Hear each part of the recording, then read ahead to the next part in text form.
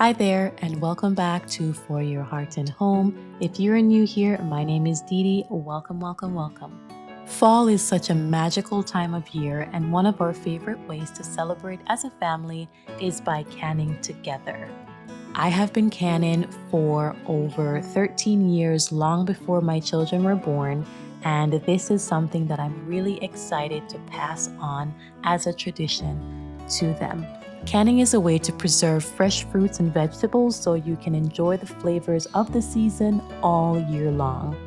There are two main methods: water bath canning, which is perfect for jams, fruits, and pickles, and pressure canning, which is used for low acid foods like vegetables and meat. Today, my son and I are sharing a special moment in the kitchen as we can cranberries and homemade applesauce, filling our home with the cozy smells and warmth of fall. So sit back and relax as we get these cranberries canned.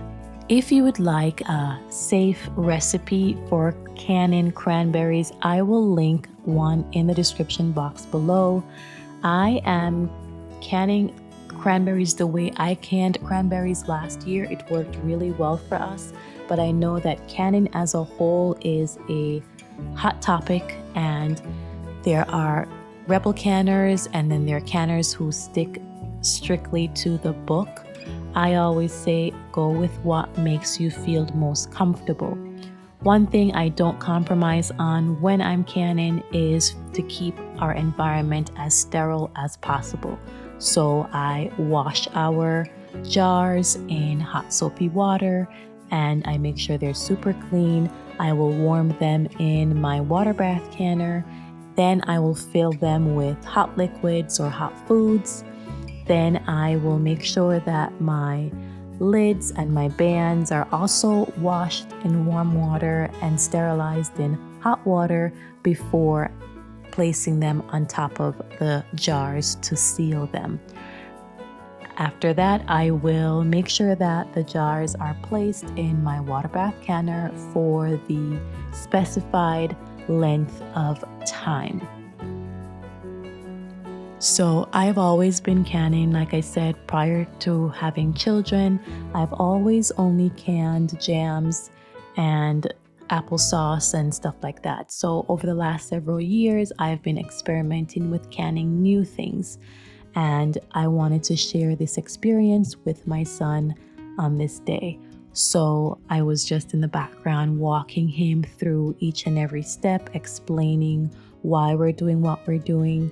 And I was really excited when we did our monthly grocery shop for October and cranberries were finally in stock. So we picked up as many bags as we could.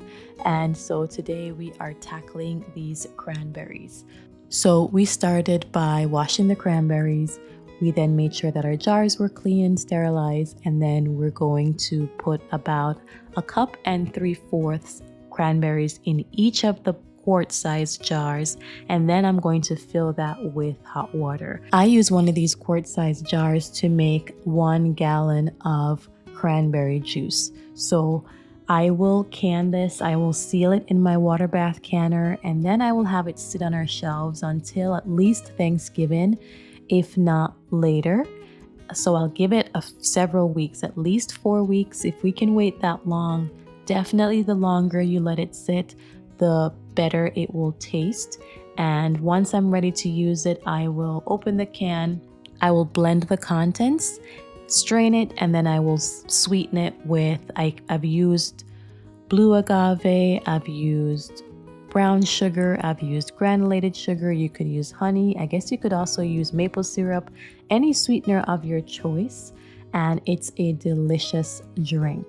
Now, in the end, I think we ended up with maybe 28 quart-sized jars, and so this was quite a bit, and this is the most we've canned in one go.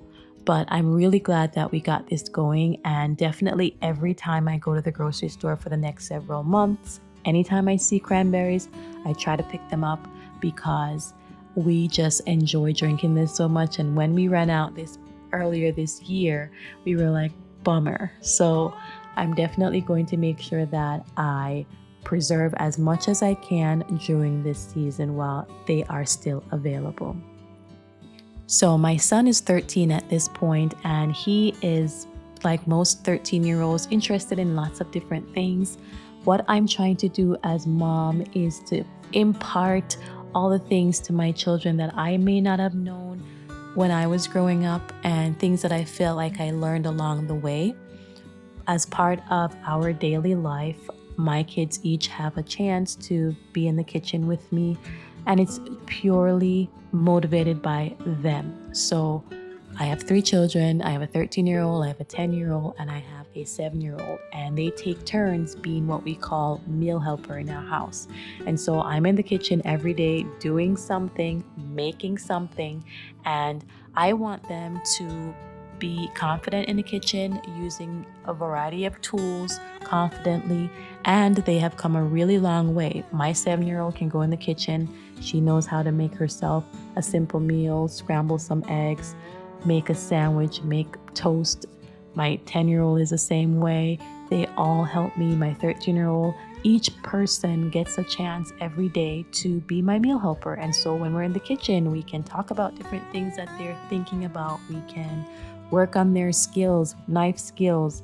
They learn about recipes. We are doubling recipes, halving recipes. They're learning how to measure. And so this is a time that we all look forward to, and it's a perfect opportunity to have that one-on-one time since there are 3 of them. So today my son and I are taking this opportunity to can these cranberries and to get them put away. And it's an opportunity once again for him to learn about why mom is canning what she's canning. I feel like I have a conversation with my kids every day about food choices and why we make the choices that we make. But again, they always have questions, and they always are curious to see what I'm doing and how I'm doing it. And this is a great chance for me to spend this time with my son, putting away these cranberries for the future and talking to him about wholesome food choices.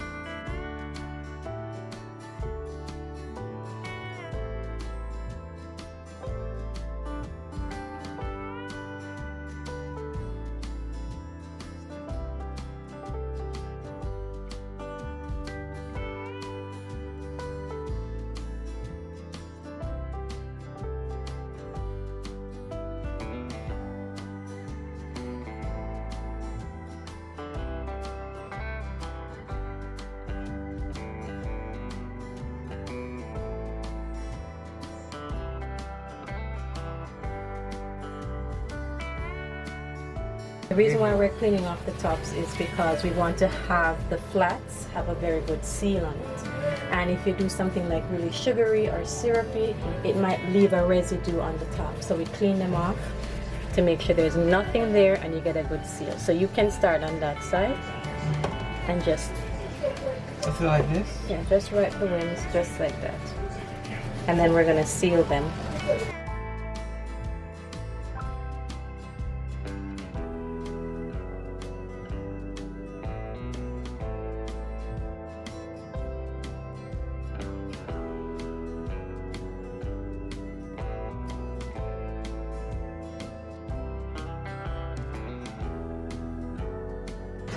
So I'm going to turn on the hot water now, because what we're going to do is transfer them to the hot water bath, and they're going to go through the cycle. So we finally got all the cranberries put in our quart-sized jars, and we are cycling through getting them in the canner for the specified time. Again, I will list in the description box a safe canning recipe that you can use if you're interested in preserving cranberries at home. So the next thing we wanted to do was to can some apples, and we first washed the apples, then we removed the skin, cut it into chunks, and then I reduce that on the stove. I've always been curious of ways to reduce waste in my kitchen, and so I've known for a while that I could use the skins of the apples to make apple cider vinegar, but I've never taken the chance. I've never ventured to say, let me try doing that, but today was a perfect day to give it a go. So after removing the skins, and while the apples were reducing on the stove, I decided to take the skins of the apples to make apple cider vinegar. So I found a very simple recipe. It was 1 tablespoon of sugar to 1 cup of apple skins cores, or if you want to use the whole apples, you can. And then I made basically enough to fill this half-gallon size mason jar. I took all my skins, all my cores, and I put them down into this jar. Then I made sure to cover the entire jar with this mixture, the sugar water mixture. And it was a simple process. And so far, it's doing really well. It's doing exactly as the recipe called for. And if you're interested, I will link that in the description box as well. And since filming this and in the days after that, the apple cider vinegar seems to be coming along. It's bubbling and it's doing exactly what it's supposed to be doing. So I'm excited to see if this works out. I have to give it about 3 or 4 weeks before I strain it and then allow it to ferment some more. Now in the video, I know I put the cap on with a metal lid and band, but I did go back and I made sure I put parchment paper in between the top of the container and my cover, because as it continues to ferment, I don't want that liquid to interact with the metal, because then it can create a problem. Similarly, if you make fire cider, I shared my fire cider last week. If you would like to go back, you can check out that video. But I just recently made a batch of fire cider for this season, and with fire cider you don't want to have a metal cap on your container either, because you don't want that vinegar reacting with the metal. So though in the video it does have a metal cover, I did go back and I put some parchment paper in between so that there was a bit of a barrier.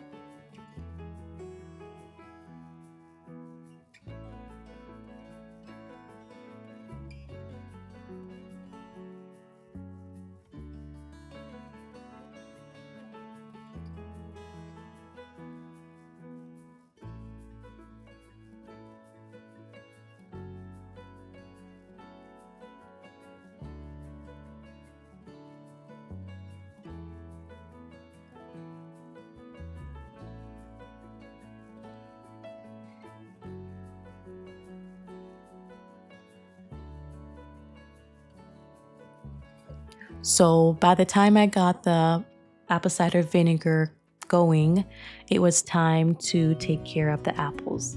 Now, I make applesauce pretty simply. I don't add too much to it. In this example today, I just put a touch of cinnamon, but I try to keep it very light, very simple, no added sugars, etc. I would like to try, though, the next time we go back to the grocery store to grab some cranberries to see if I can make some cranberry applesauce. I also want to make some strawberry applesauce. I think those two flavors would be mild enough and tasty enough that my kids will be excited to try them. For this, there's no real recipe. It's simply just apples, and I just use whatever apples I can find on sale.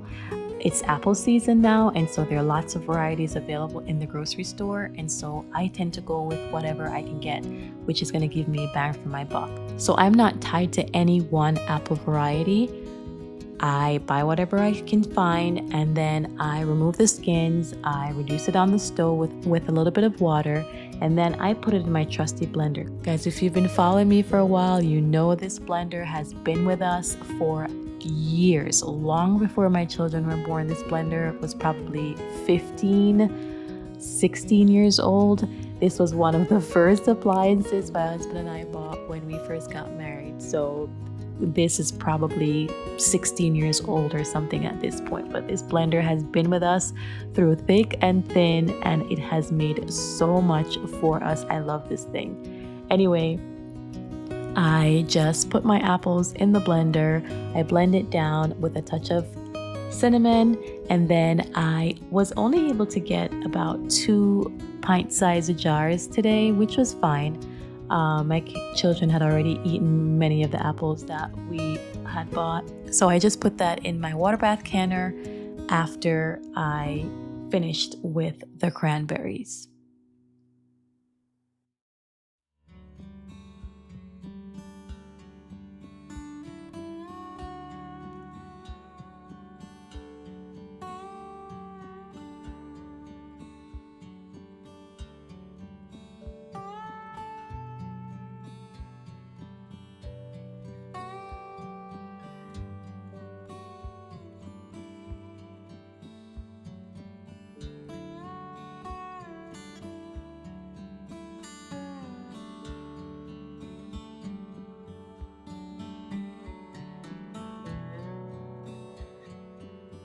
And so this is pretty much what we were able to accomplish today. This was hours of work, I know, reduced to only a few short minutes. If you're interested in watching us do a bit more canning, you can let me know down in the comment section. I would love to hear what you guys are canning this season, what you guys are up to, and how you're celebrating this fall season.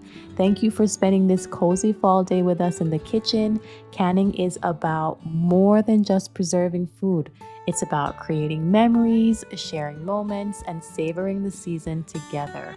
We hope this inspires you to try canning with your loved ones and enjoy the simple joy of homemade goodness. From our heart to your home, may your fall be full of warmth, family, and the delicious tastes of the season. Don't forget to like, subscribe, and share your own canning stories. We would love to hear from you.